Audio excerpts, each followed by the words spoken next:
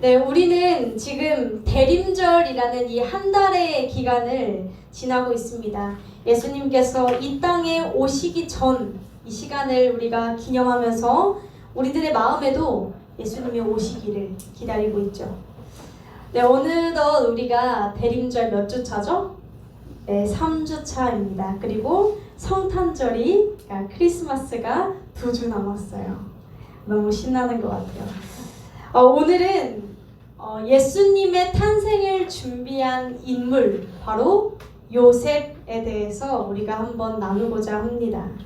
이 사람이 예수님을 기다린 방식에 대해서 우리가 함께 말씀을 나누고자 합니다. 혹시 창세기 우리 수요 예배 때 하는 요셉이랑 헷갈리시면 안 돼요, 알겠죠? 동명이인입니다. 동명이인. 그러니까 우리나라에는 민지가 많고 철수가 많잖아요. 철수는 많이 없나요? 철수는 생각보다 없는 것 같고 민지 이런 이름 많잖아요. 예지도 은근 많아요. 요셉 성경에 보면은 다른 사람일 겁니다. 창세기에 나오는 그 사람이랑 저기 뒤에 나오는 그 사람이랑 앞에 나오는 사울이랑 저 뒤에 나오는 사울이랑 다른 사람이에요. 자, 오늘 요셉도 우리 성경에 요셉이 몇 명 등장합니다. 혹시 누구누구 있는지 알고 계시나요? 네? 아리마대 요셉 좋습니다. 아리마대 요셉 있습니다. 또 누구 있죠? 네, 창세기 요셉 있습니다. 그리고 또 있을 거예요. 사실 많을 텐데 우선 오늘 본문은 예수님의 호적상 아빠 요셉의 이야기입니다. 오늘 이 요셉이 예수님을 준비했던 방식은, 그리고 제가 오늘 전하고자 하는 하나님의 말씀은 단 한 가지입니다. 공의입니다. 공의와 정의. 이 요셉은요, 예수님의 오심을 정의를 행하고 공의를 행함으로써 예수님을 기다렸습니다. 이게 끝이에요, 사실. 오늘 이 시간 저와 여러분이 이 본문 말씀을 통해서 주님이 말씀하시는 공의와 정의에 대해서 깨닫기를 원하고, 더 나아가 우리가 우리들의 삶 속에서 정의와 공의, 하나님의 뜻을 따라 살게 되기를 간절히 소망합니다. 네, 먼저 질문 하나 던지고자 합니다. 정의가 뭘까요? 정의, 공의 뭘까요? 성경에서 보면요, 이 단어가 굉장히 많이 나옵니다. 뭐 공의로우신 하나님, 정의로우신 하나님, 뭐 의로운 자, 뭐 굉장히 이 의에 대해서 굉장히 강조합니다, 성경은. 근데 우리가 가만 듣자니 정의로운 사람 하면은 착한 사람 같기도 하고, 뭔가 마블 히어로처럼 뭔가 의협심이 뛰어난 정의로운 사람들을 말하는 건가 싶기도 하고, 또 뭐 약자를 지나치지 못하면 정의로운 사람이라고 생각이 들 수도 있고, 여러 가지 생각이 드는 것 같습니다. 아마 저마다 정의에 대한 기준이 다 다를 겁니다. 우리는 공정하다, 정의롭다, 공의롭다라고 생각하는 그 기준이 다 달라요.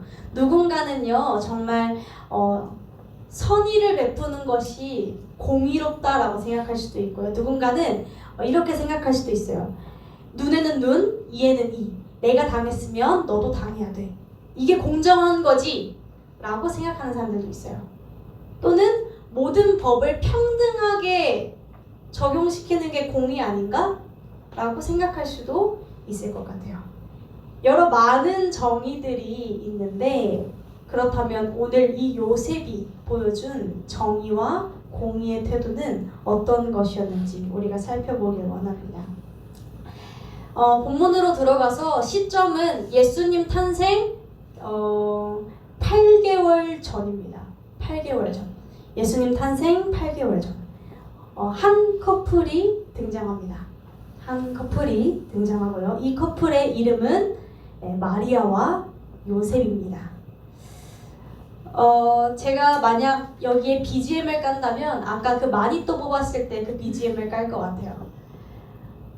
마리아와 요셉은 달콩달콩한 커플이었습니다.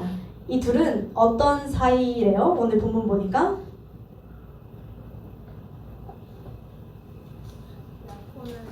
네, 약혼한 사이고 개역 한글에는 아마 정혼한 사이라고 적혀 있을 겁니다.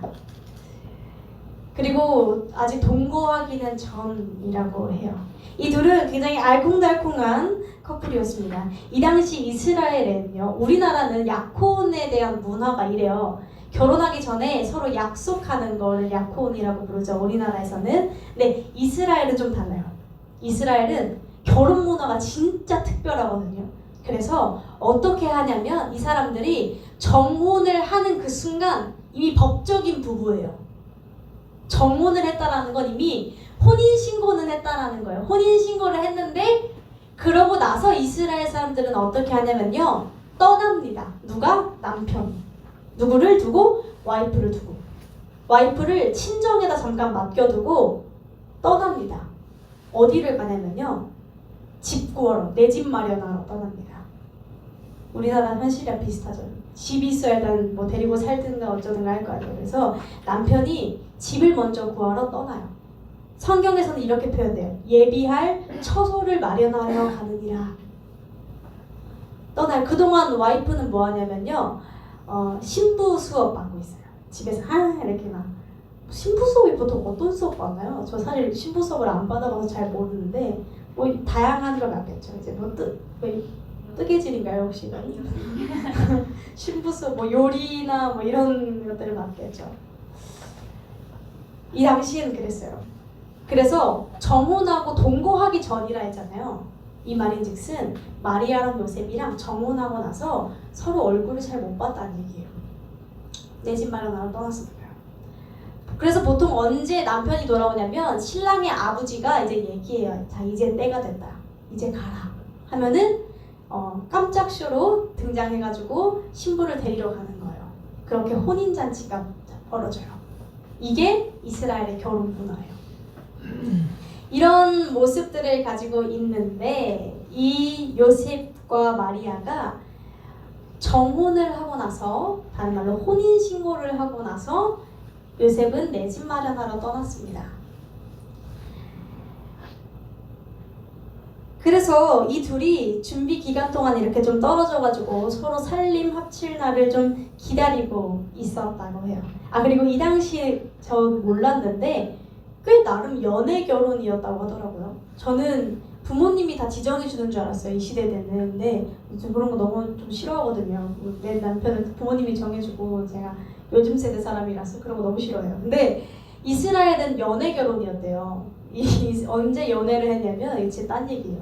언제 연애를 했냐면, 저 이런 거 좋아하잖아요. 이스라엘에 가장 많은 행사가 뭔지 아세요? 절기 행사가 많잖아요. 7절기 있고 막 제사 드리고 맨날 이러잖아요. 이 절기를 열 때마다 항상 집안이나 여러 사람들이 파티를 열었었대요. 마을 단체로 해가지고 파티를 열곤 했고, 또 이때는 절기를 지키러 수도 예루살렘, 지금으로 말하면 지방 사람들이 서울로 상경을 해요. 가끔 이렇게 올라오는 거예요. 절기를 지키러 올라오는 거예요.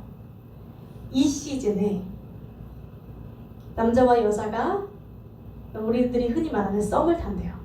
이 절기 파티 시즌에 슬쩍 보면서 음식도 먹으면서 얘기도 좀 하고 눈도 좀 맞추고 썸을 좀 타서 이 사람이겠다 싶으면 남자가 결심을 하고 신부네 집에 가가지고 저 이 사람과 결혼하겠습니다, 이야기를 하는 거래요. 꽤 로맨틱하지 않나요? 절기 지키다가 눈 맞아가지고 연애하고 결혼하는 거 거룩하죠. 약간 좀 우리도 그래야 될 텐데. 그래서 어쨌든 이 둘이 떨어져 있었습니다. 이 둘이 멀리 떨어져 있었는데 어느 날, 오늘 본문을 보니까 마리아가 임신을 했습니다. 근데 여기서부터 BGM이 좀 바뀌겠죠. 약간 사랑과 전쟁 BGM, 웅장한 BGM이 나올 것 같아요. 물론 우리는 알아요. 성경을 읽으니까. 또 마리아도 하나님의 천사가 나타나서 계시를 해줬기 때문에 내 뱃속에 있는, 태중에 있는 아이가 성령으로 잉태한 예수님이라는 걸 알아요.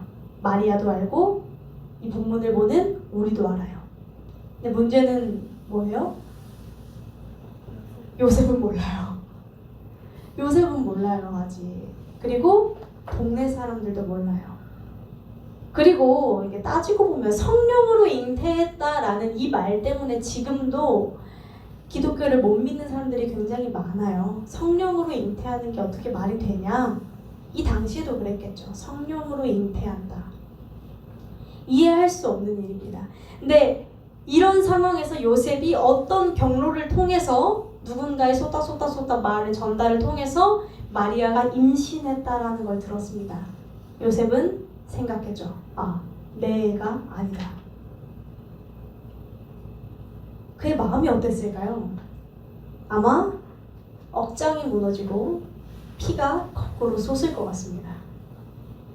나랑 이제 결혼해서 함께 살아갈 사람이 내 애가 아닌 다른 사람의 아이를 가지고 있다고 생각하면 그거 장난 아닌 것 같아요. 이거 억장이 무너지는 일이죠. 본문 20절에 요셉의 감정을 이렇게 표현해 줍니다.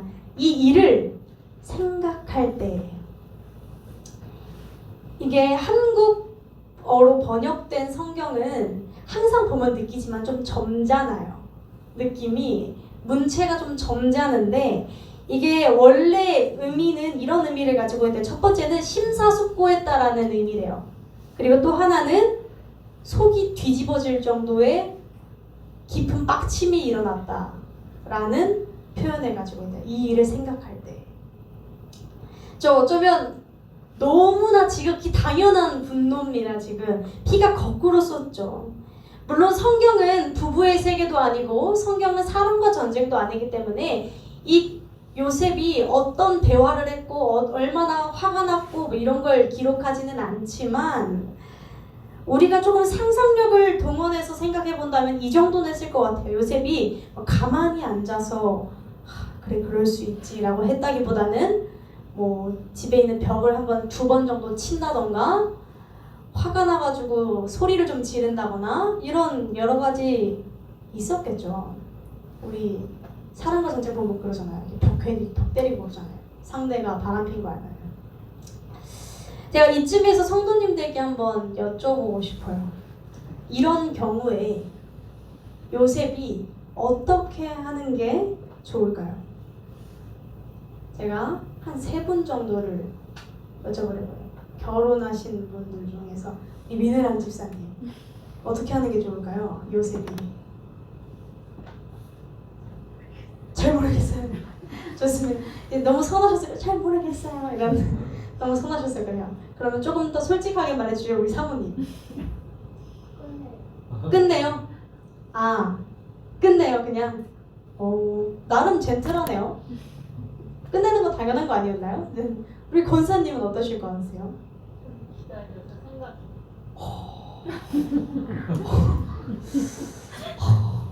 제가 원하는 건 이런 대답이 아니었어요, 사실. 자, 또 있으시네요. 우리 스캔수사님. 따지러 가야 되잖아. 네? 따지러 가야 돼. 그러니까 왜 그러는지. 빠지라고 할 것 같아요. 따지러 갈 것 같아요. 미혼, 우리 나연 선생님.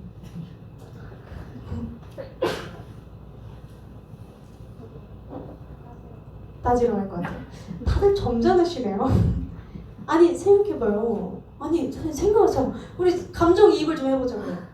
내 남자친구가 내 여자친구가 애를 하나 데려왔어요. 눈이 파란색이야. 내 눈은 검정색인데 과지 머리가 막 금발이에요. 이러면 딱 알잖아요. 뭐야 내 애 아닌데? 알잖아요. 물론 우리 여자들은 다 알죠. 내 배가 아니니까요. 다 알죠. 내 애가 아닌 애를 데리고 오면 너 따지는 정도로 안 될걸요? 여기 너무 선하신 분들만 모여 있어서 그래요. 선하시길. 우리 별명 성도님, 그래 남자니까 물론 별명 성도님 어떻게 할 거예요? 여자친구가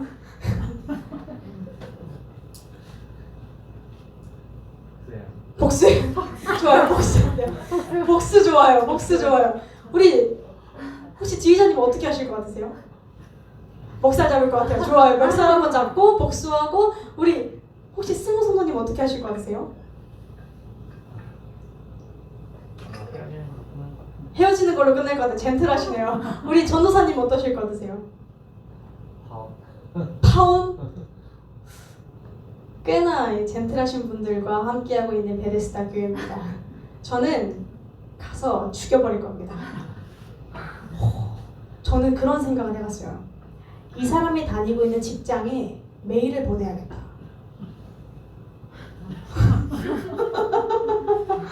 이 사람이 결혼하면 결혼식 식전 영상에 틀어버려야겠다.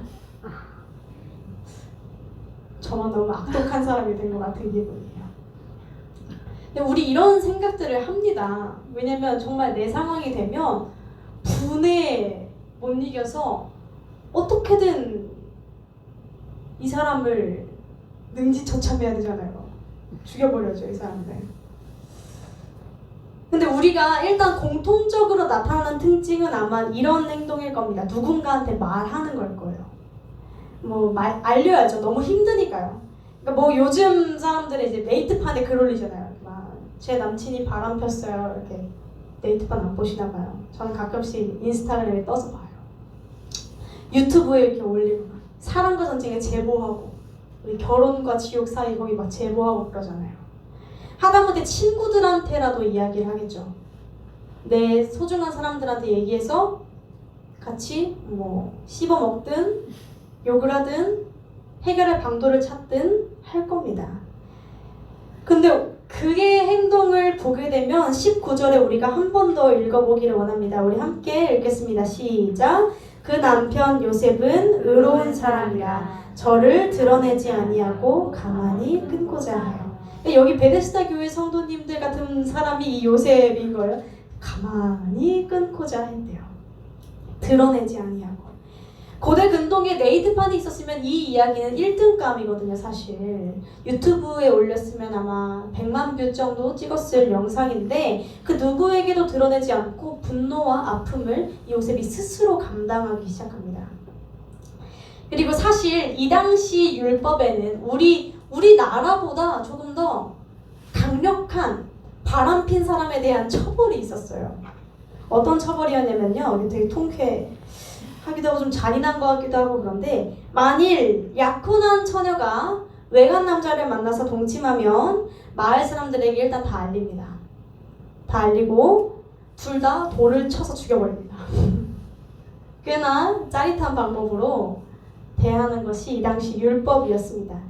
사람들은 이 행동을 나름의 정의라고 생각했습니다. 법률이라는 건 기준이잖아요. 기준. 우리가 삶을 살아가는 것에 있어서 이 나라를 살아갈 때 기본적인 기준, 규범이 되는 것이 법인데 이스라엘은 법이 돌로 쳐서 죽이는 거였어요. 이게 마땅하다라고 생각했습니다. 그리고 요셉 역시 유대인이었어요. 유대인이었고 더군다나 의로운 유대인이었다라고 해요. 의로운 유대인이라는 것은 율법을 굉장히 잘 지켰다라는 거예요. 그렇다는 것은 당연하게 생각을 했을 겁니다. 유대인 남성으로서 마땅히 율법을 어기고 나를 배신한 이 여자를 죄를 드러내고 알려서 죄의 대가를 마땅히 치르게 하는 것이 율법대로 따라가는 일이었습니다. 그런데 오늘 요셉이 하는 행동을 보게 되면요. 이렇습니다. 율법에서 제시한 기준과 완전 반대되는 행동을 지금 하는 거예요. 가만히 끊고자 했더라. 요셉이 지금 행동하는 것은요. 똑같이 보복하는 너가 나를 해코지했으니까 너도 해를 좀 당해봐 라던가 법을 평등하게 적용하는 내가 이만큼 내가 지금 이렇게까지 내가 지금 너 먹여 살리려고 집 차서 떠나고 이러고 있는데 그러니까 너도 똑같이 이렇게 해봐 라던가 하는 그런 식의 방법이 아니었다라는 것에 우리는 조금 주목해볼 필요가 있습니다. 요셉이 보여준 모습은요. 이 당시 사람들의 따라가는 기준에 의한 방식도 아니었고 나의 분노의 감정이 이끄는 대로 직장에 메일을 보내고 막 이렇게 그런 방법도 사실 아니었습니다. 그의 방법은 요셉이 마리아를 대했던 방식은 묵묵히 끌어안기 시작했다는 것입니다. 그리고 이러한 모습을 성경은 요셉을 의로운 자라고 표현합니다. 근데 우리가 이렇게 말씀을 들으면 이런 생각을 할 수 있을 것 같아요. 요셉 너무 착해. 요셉 바보 같아. 마리아 너무 사랑했나 봐. 이런 생각을 할 수 있을 것 같아요. 그런데 성경이 말하는 의로움은요, 우리가 오해하면 안 되는 것이 성경이 말하는 정의, 공의, 의로움, 우리가 성경에서 매일 말하잖아요. 하나님이 얘들아 정의와 공의를 따라 살아라. 하나님의 말씀이잖아요. 근데 우리는 이것을 이렇게 오해할 때가 있어요. 아, 착하게 사는 거구나. 착하게. 그냥 싫은 소리 안 하고 그냥 조곤조곤하게 하는 게 의로운 거구나 라고 생각할 경우가 있습니다. 그런데 우리가 뒷부분을 보게 되면 조금 생각이 달라지실 겁니다. 뒷부분을 보게 되면 천사가 요셉에게 나와서 이렇게 이야기합니다. 그 아들은 요셉아 진정해. 그 아들은 성령으로 잉태한 아이야. 마리아가 잘못을 범한 게 아니야 라고 설명을 해줍니다. 다행이죠. 설명을 직접 해줘요. 이랬을 때 요셉의 행동이 즉각적입니다. 잠에서 깨어 일어나 분부대로 행하여 마리아를 데려옵니다. 그리고 아들을 낳기까지 동침하지 않고 그 아들 이름을 예수라고 짓습니다. 이 요셉의 행동을 보게 되면요, 여기까지가 의로운 행동인 거거든요. 마리아를 품은 것도 포함이고 지금 여기까지. 다시 말해서 요셉의 행동을 보게 되면 요셉은 지금 하나님의 음성에 즉각적으로 반응하고 있는 모습을 볼 수가 있습니다. 여기서 우리가 의로움에 대해서 다시 한 번 더 생각해 봤으면 좋겠습니다. 성경에서 말하는 의로움, 공의, 정의는 가장 기초는 하나님과의 관계에서부터 시작합니다. 당연합니다. 우리 성경은요, 이렇게 얘기합니다. 하나님만이 유일한 의로움이시라.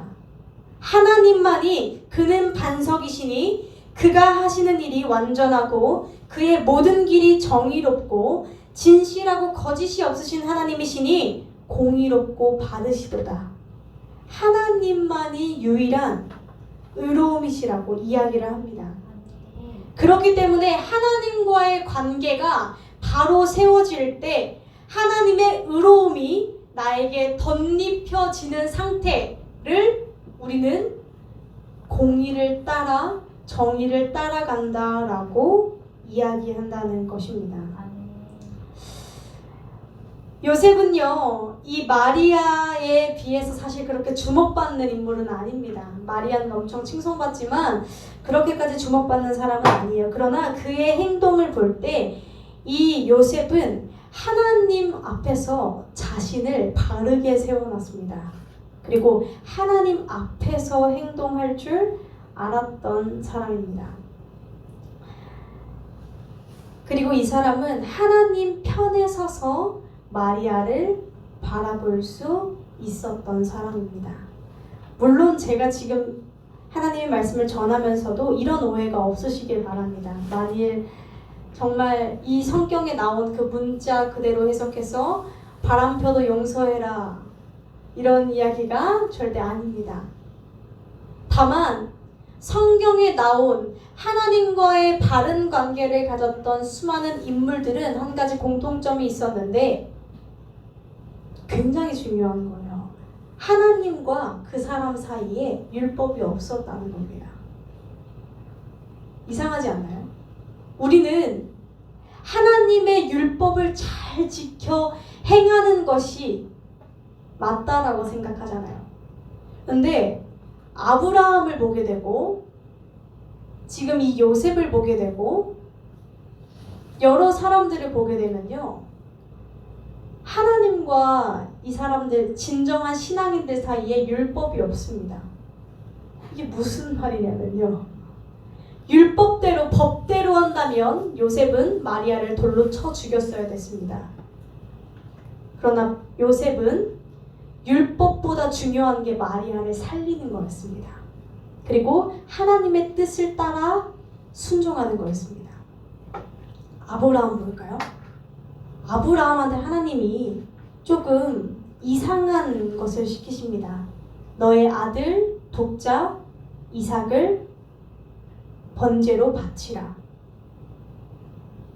말이 안 되는 거고 율법에서도 이런 건 없습니다. 그런데 아브라함은 순종합니다. 여기서 우리가 알 수 있는 것은요. 아브라함과 이 요셉과 그리고 성경의 수많은 진정한 신앙인이라고 불리울 수 있는 이 사람들은요. 법에 연연하지 않았다는 겁니다. 오히려 그 법을 뛰어넘어 하나님의 뜻을 캐치하고 알아챘던 그리고 그 뜻대로 살아내기를 원했던 사람들이라는 겁니다.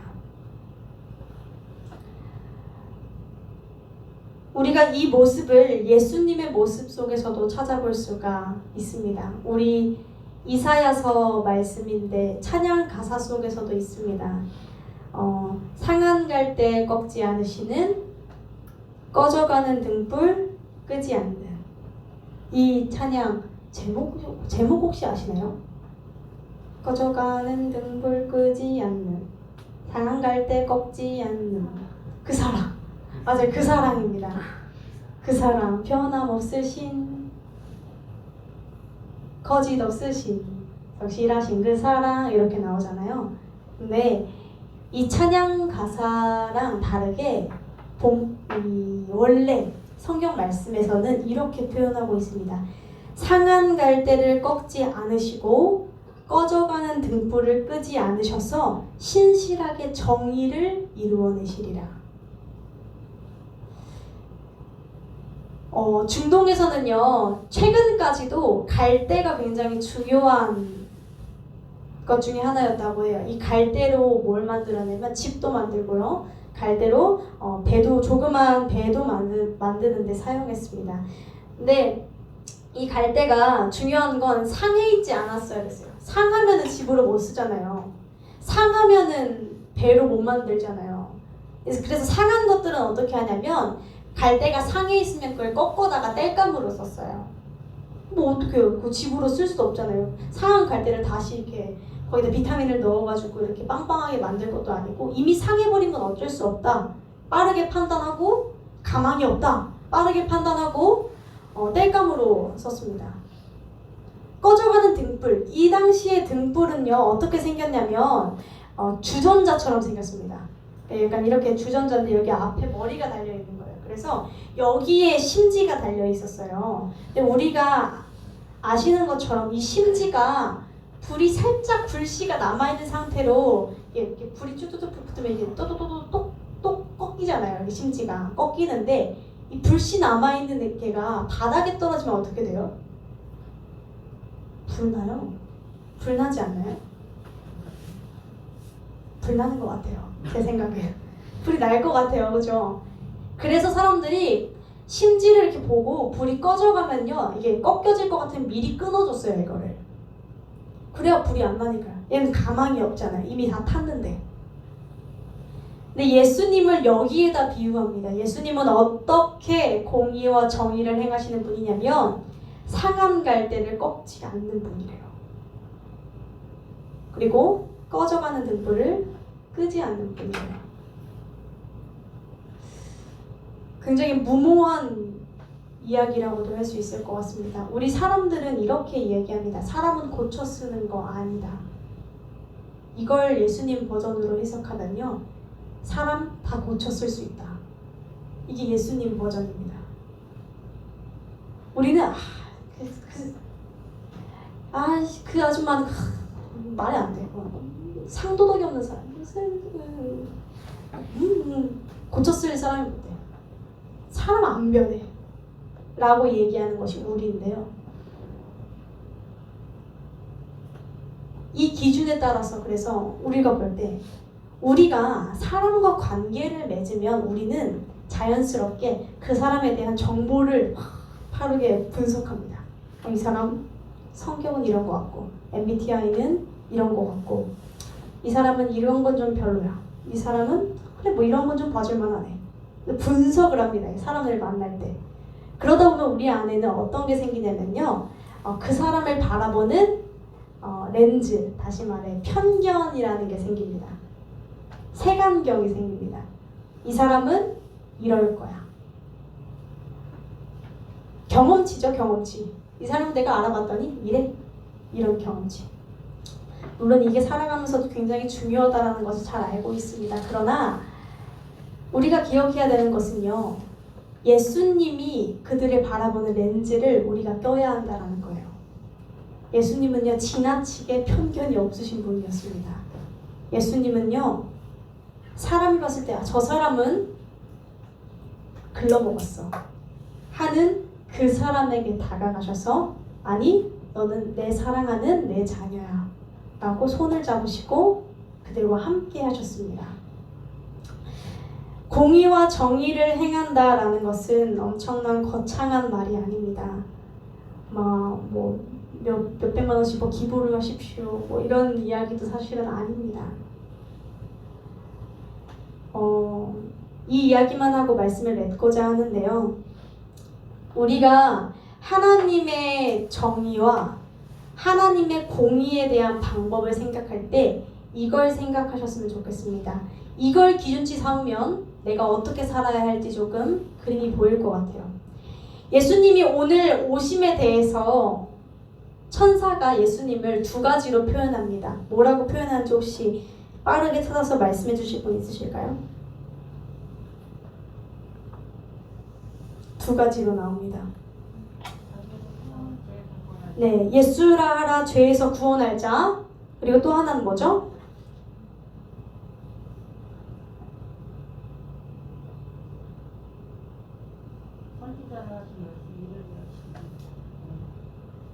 그 임마누엘 보이시나요? 성경에 23절에 임마누엘이라 하라. 번역한즉 하나님이 우리와 함께 계시다. 이게 되게 중요한 말입니다. 자, 예수님을 뭐라 표현하냐면요. 죄에서 구원할 자와 하나님이 우리와 함께 계시다. 이 두 가지로 표현합니다. 다시 말하면 이런 겁니다. 하나님은 우리를 죄에서 구원하십니다. 왜? 하나님이 우리와 함께 있고 싶으셨기 때문입니다. 자, 하나님이 보여주신 정의는 어떤 모습이었냐면요. 하나님이 법대로 했으면 우린 다 죽었어요. 하나님이 정말 정의롭고 우리는 하나님을 공의롭고 정의롭다 얘기하잖아요. 하나님이 법대로 했으면 공의로운 그 품성대로 했으면요. 우리 여기 살아있을 사람 아무도 없어요. 이미 다 지옥불에 떨어졌어야 돼요. 그런데 하나님께서 보여주신 정의의 방법은 무엇이었냐면요. 저 밑바닥에 있는 죄의 구덩이 가운데 있는 우리에게 내려오셔서 우리를 끄집어 내셔서 하나님 곁으로 끌어올리신 겁니다. 이게 하나님이 보여주신 정의였습니다. 다시 말하면 내가 봤을 때 우리들은 이게 있어요. 내가 봤을 때 내 수준보다 저 사람은 못하다 라고 여기는 사람들이 있어요. 경제적인 것든 성품이든 뭐든 간에 우리는 내 내면에 그러한 것들이 있어요. 분명히. 예수님이 하신 방법을 적용해보면요. 그 사람에게 몇 푼 던져주라는 얘기가 아니에요. 그 사람을 끌어올려서 나의 있는 곁까지 내가 있는 수준까지 끌어올리는 것이 하나님이 말씀하신 정의였습니다. 그래서 그것을 가장 잘 실천할 수 있는 방법이 예수님이 보여주었던 죄인들과 친구 되는 거였습니다. 친구는 같은 수준인가요? 그리고 또 하신 것이 죄인들과 함께 식사하신 거였습니다. 밥을 함께 먹는다는 것은 거기에는 계급이 나눠져 있지는 않으니까요. 정의와 공의를 따르십시오, 여러분. 하나님을 기다리면서 예수 그리스도를 기다리면서 예수 그리스도가 내 마음에 오심을 기다리면서 우리가 해야 하는 것은 하나님을 따라가는 겁니다. 하나님은요, 사랑의 하나님만 있지는 않습니다. 우리는 사랑의 하나님만을 기대합니다. 하나님이 내 아픈 마음을 위로해주고, 하나님이 내 문제를 해결해주고, 하나님이 내 모든 상황들을 해결해주는 나만의 사랑의 하나님을 기대하고, 그 하나님 앞에 나아왔다가 넘어졌다가 회복했다가 넘어졌다가 이걸 반복하는데요. 우리는 하나님의 다른 면을 놓치고 있습니다. 그것은 공의와 정의를 실천하시는 하나님이셨다라는 거예요. 요셉도 공의와 정의를 실천했습니다. 그렇다는 것은 나도 내 삶에서 공의와 정의를 실천하는 모습까지 나아가는 것이 신앙생활이라 할 수 있습니다. 언제까지나 반쪽짜리 신앙생활에 머물러 있지 마시고 우리는 하나님의 온전한 모습을 이루어 나아가야 하기 때문에 하나님의 공의와 정의, 그들에게 가짜는 동정을 하라는 게 아닙니다. 그들을 불쌍히 여기고 나보다 못한 사람 도와줘야지 라는 마음을 가지라는 게 아닙니다. 그들을 하나님의 시선으로 바라보라는 겁니다. 하나님의 시선으로 보았을 때 그들이 얼마나 사랑스럽고, 하나님의 시선으로 바라봤을 때 내 눈에는 진상이고, 내 눈에는 가짜않고, 내 눈에는 보기 싫고, 내 눈에는 더럽고 추한 사람인데 그 렌즈를 바꿔 끼시고 하나님의 시선으로 보았을 때 이 사람이 이런 사람이겠구나. 이 시선을 가지는 것이 공의와 정의의 시작점입니다. 그리고 그게 전부라고도 할 수 있습니다. 세상 사람들도요, 강연을 가보면, 말하는 강연, 소통의 강연이나 이런 강연을 가보면 이런 얘기를 많이 합니다.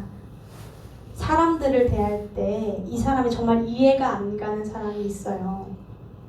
진짜 왜 저래? 이런 사람들이 있어요. 그럼 그 사람의 인생의 역사를 한번 들여다보래요.